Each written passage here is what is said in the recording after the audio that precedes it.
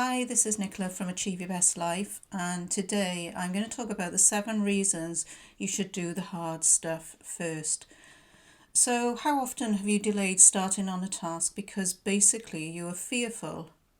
The fear could even be tangible, but you can't quite put a name to it or a reason for why you feel the way you do. But in today's podcast, I'm going to attempt to articulate those fears and then encourage you to do the hard stuff anyway. So let's think about it. So if you do a hard task first, then simply it gets that hard task off your list. But there are common fears. So maybe you're afraid that it's going to take you too much time. Maybe you're afraid that you won't be able to do it, or perhaps you just have an overwhelming fear of just getting started. I've experienced this many, many times, but the irony is once I get started, I often find that I can do the task quicker than I thought I could, and it was easier than I expected it to be. But let's break those three thoughts and fears down a bit further. So, number one, I'm afraid it's going to take up too much time. So you've come into your day, you've got your task list in front of you, and somewhere amongst the myriad of tasks that you need to do that day is that one big task. And you think, oh, I can't do that now, I've got to do all these other things. And so suddenly you're off and you're checking off all these different tasks that are on your list because it feels good to get them done and get them out of the way. And it helps to build a little bit of momentum, and you're getting a little bit of a dopamine hit, and that makes you feel a bit happier. But in your heart, you know that you are not doing the right task. You're not using your time to its best effects, and so you feel guilty because you know you should be doing something else. If this is the kind of situation that you come into every day, then take a moment to think about it, because when you are ticking off those smaller tasks on your list, you're actually feeling a sense of progression, you're actually feeling a sense of accomplishment. So why not apply that same tactic to this bigger or scary task that you need to do?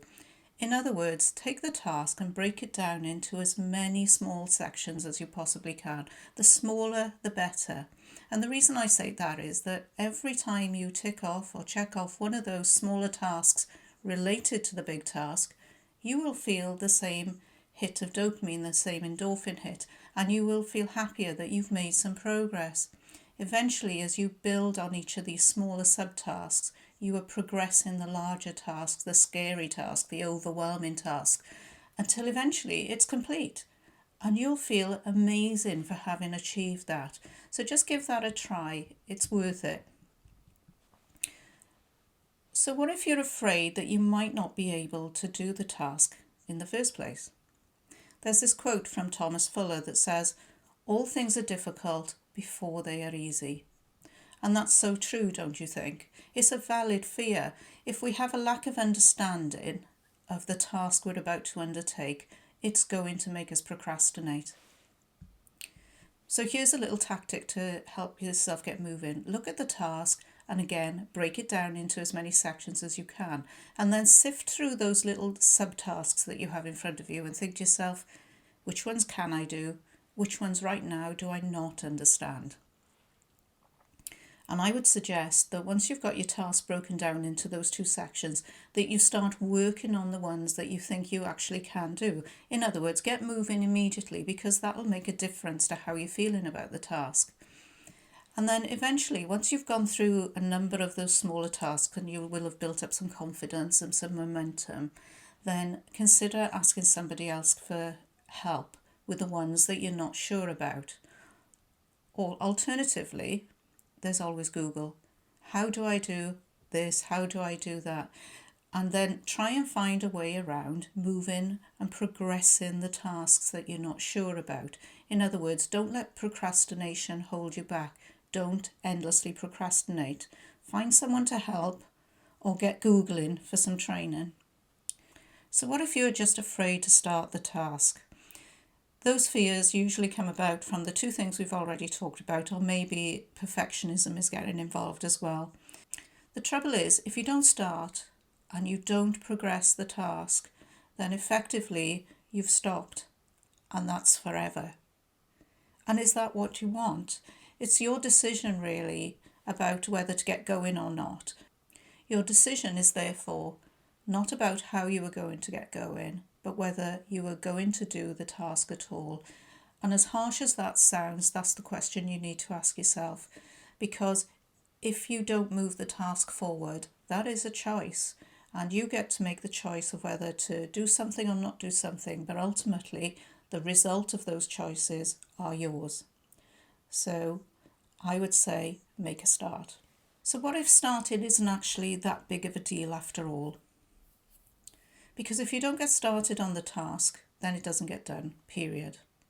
And it's a simple statement with huge implications. Could you lose your job, your place in college, or the respect of others around you? But the irony is that once you actually get started, it's usually not as hard or as difficult as you thought it was. It's important, therefore, to downplay the importance that you are attaching to the task, to make it feel like you are not doing something that is huge or effortful. So try using some different words. Try writing first draft at the top of the task that you're about to do, or think of it as a practice run, or this is your first efforts. Basically, you're just trying to downplay the importance of what you're trying to do. Full disclosure here, when I sit down to write a blog, in big red bold letters at the top of that blank page, I write down first draft. And it helps to just calm down my thoughts about I can't do this, it's going to take too long, why am I even bothering? Because if it's just a first draft and I'm not out to impress anybody with this first draft, then I may as well make a start. It really does work, so do give it a try. So basically, avoiding the hard stuff is just another form of procrastination. And if you've been avoiding hard stuff for a very long time, then it's become a habit. And what's more, you've doubtless reached a point where you're able to justify your habit, your avoidance, because you're so busy with other stuff. But let's get real here. We're all busy. It's a busy world. There's lots of distractions, there's lots of obligations and commitments and interruptions. So that doesn't make yours or my circumstances unique. That's just life. So you need to recognize it for what it is. It's procrastination in one of its many forms. So to break this habit, try going cold turkey. Commit to doing something you've been avoiding. Use the techniques I've already suggested, or use a timer and take this scary task and just say, I'll just do it for 5 minutes, or I'll just do it for 15 minutes, or maybe I'll just do it for 30 minutes, just so you break the inertia. Again, it's just a technique for getting over starting, because that's often the stumbling block for a lot of people. So what if you want to be successful? Do you want to be seen as somebody who's productive, who delivers on their promises and is successful? Then you want to step away from the busy work and embrace the hard stuff instead. Essentially, what that means is that by doing the hard stuff, you'll become somebody who's valuable. Now, we're all valuable, and for many reasons. We're valuable in our career, we're valuable in our relationships. But more value is achieved when you're able to produce work that is over and above average or ordinary. This means that the value provided is more than just clearing your inbox or responding to queries or dealing with other people's emergencies. Instead, you are looking to provide outputs that have been challenging to complete. They might have been innovative, original, or something that helps your manager with their workload. In other words, you want to stand out from the ordinary and do the hard stuff first. If that still doesn't make sense, look around.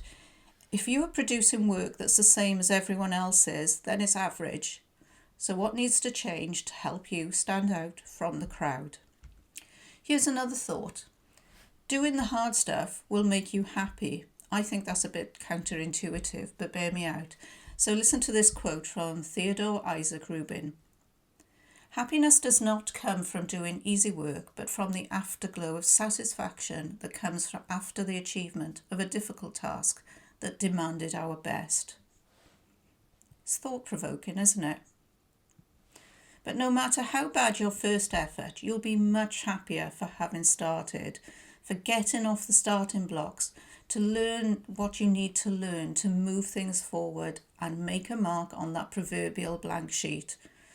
I know that right now that might feel like an impossible outcome as you stare down that awful, scary task, but believe me, its bark is much worse than its bite. And once you start progressing the task, it'll eventually bend to your will and you will feel much happier. I mentioned earlier about you becoming a more valuable person.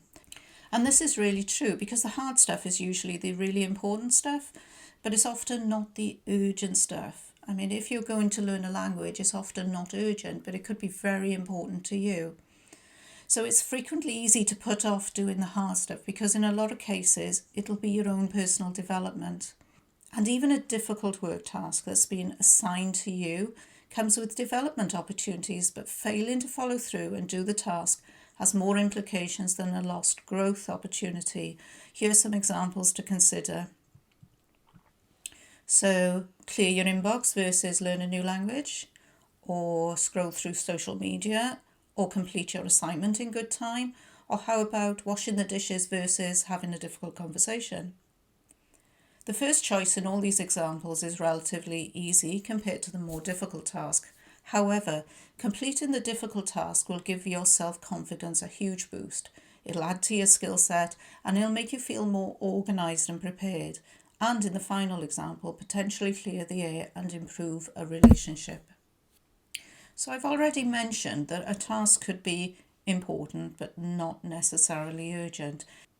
Now, there is a productivity tool called the Eisenhower matrix that makes reference to something being important but not urgent, and it's based on quadrants, and there are 4 quadrants as follows. Number 1, a task is urgent and important, in which case you would do it now.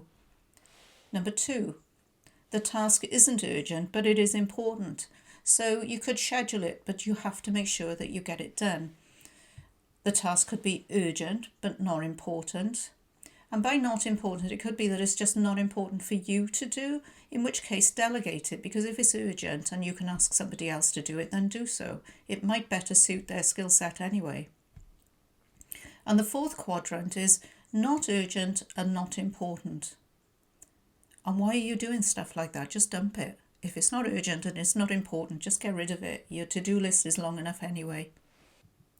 So if we were to sit with our to-do list and assign the tasks to one of these 4 categories, you'll notice that the tasks that could have a positive effect on your future fall into the category of being important but not urgent. They're often the hard stuff and should be addressed first. In other words, you can pretty much put them off indefinitely because for the most part, it's your decision whether you're going to do them or not. But what would happen if you chose to do these important but not urgent tasks first? Well, you can be sure that you would almost immediately feel a sense of achievement and pride, and quite rightly so. But there are other benefits to getting the important but not urgent stuff done first. Number 1, you'll feel far more organised. Number 2, you'll feel far less stress as your work will be done and completed ahead of deadline in a lot of cases. You'll also find that your work will be of a higher quality and you haven't rushed to get it finished. You'll find your overall results will improve as you seem to have more time available to do more research and to prepare better, and you will be perceived by others as someone who is reliable and delivers on their words. So these are just a few of the benefits of working in the important but not urgent part of the matrix. So this podcast has been quite long and involved, so I'll quickly summarise here the 7 reasons you should do the hard stuff first. So number 1, it gets the hard task off your list, obviously, and wouldn't that be great? Number 2, starting often isn't that big of a deal, just break the task down. Number 3, avoiding the hard stuff is just another form of procrastination and you need to recognise it as that. Number 4, you want to be successful, don't you? Number 5, it'll make you happier. Number 6, it'll make you a more valuable person. And number 7, you'll be doing the important stuff and not just all the fluff. So I hope you found these ideas helpful. Do come back and check for more. You can find me over on achieveyourbestlife.com. I'm also on Facebook, obviously on YouTube, so please subscribe. And I've also got a presence on Instagram.